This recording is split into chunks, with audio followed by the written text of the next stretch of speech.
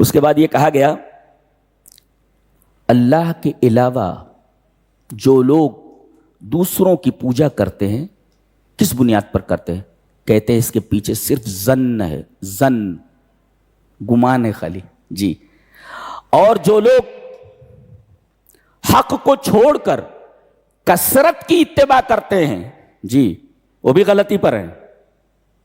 ایک مثال دیتا ہے، کہتا ہے تخیل، سوچو کہ ایک آدمی ہے، وہ ایک دو راستے کے اوپر کھڑا ہوا ہے، اس کے سامنے دو راستے ہیں، اسے معلوم نہیں کہ میری منزل اس راستے پر چل کر کے ملے گی یا میری منزل اس راستے پر چل کر کے ملے گی جی. کھڑا ہے وہ، تو اب استوت فیہ المرجحات، پریفرنس جو ہے وہ برابر ہو گیا نا.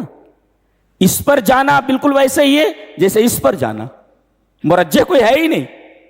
تو کیا آپ ایسے آدمی کی اتباع کریں گے؟ ایک واقعہ یاد ہے مجھے، ایک عیسائی اور ایک مسلم بحث ہوئی. عیسائی نے کہا ذرا ایک بات بتاؤ. کہا کہ کیا؟ کہا کہ ایک آدمی ایک پیڑ کے نیچے سویا ہوا ہے. کہ ٹھیک ہے سویا ہوا ہے، اور ایک آدمی اس کے پاس بیٹھا ہوا ہے. پیڑ کے نیچے ایک آدمی سو رہا ہے اور ایک آدمی اس سوئے ہوئے آدمی کے پاس بیٹھا ہوا ہے. کہا کہ ٹھیک ہے. اب ایک تیسرا آدمی آتا ہے، اب وہ پریشان ہے کیونکہ پیڑ کے پاس سے دو راستے جا رہے ہیں، ایک ادھر جا رہا ہے ایک ادھر جا رہا ہے. تو یہ جو تیسرا آدمی ہے یہ راستہ کس سے پوچھے گا؟ وہ بیٹھے ہوئے آدمی سے یا سوئے ہوئے آدمی سے؟ اصل میں عیسائی کا اشارہ اس طرف ہے کہ تمہارے نبی تو مر چکے ہیں، دنیا سے جا چکے ہیں، اور ہمارا نبی زندہ ہے، ہمارا نبی زندہ ہے.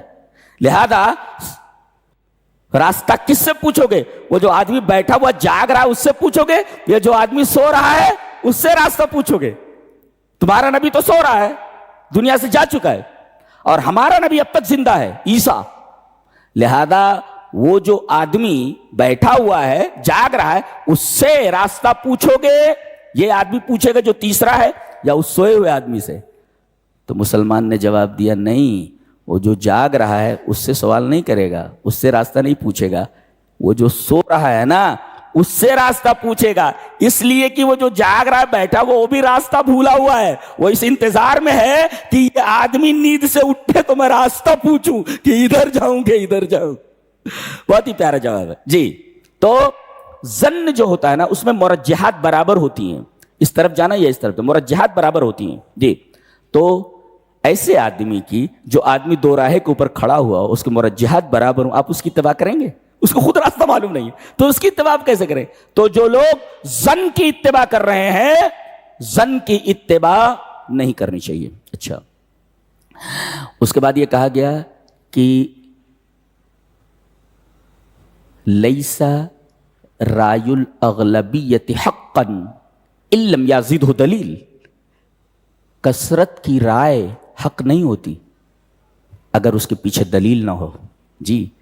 قد تجتمع الانفس الکثیرہ علی ہوا، یہ بتایا گیا نا، اللہ نے فرمایا ان یتبعون الا الظن، یہ ظن کی اتباع کر رہے ہیں جن کے مرجحات برابر ہوتی ہیں. اور ان یتبعون الا الظن وما تہوی الانفس، نفس نہیں انفس. بہت سارے لوگ ہوا کی اتباع کر سکتے ہیں، خواہشات کی اتباع کر سکتے ہیں، ضروری نہیں کہ کثرت میں ہوں لوگ تو وہی حق پر ہوں. لیس رائے الاغلبیت حقا، دلیل کی اتباع ہونی چاہیے، شخصیات اور کثرت کی اتباع نہیں ہوتی جی. اچھی بات کہیے، اور اللہ کی ہر بات بہت پیاری ہے.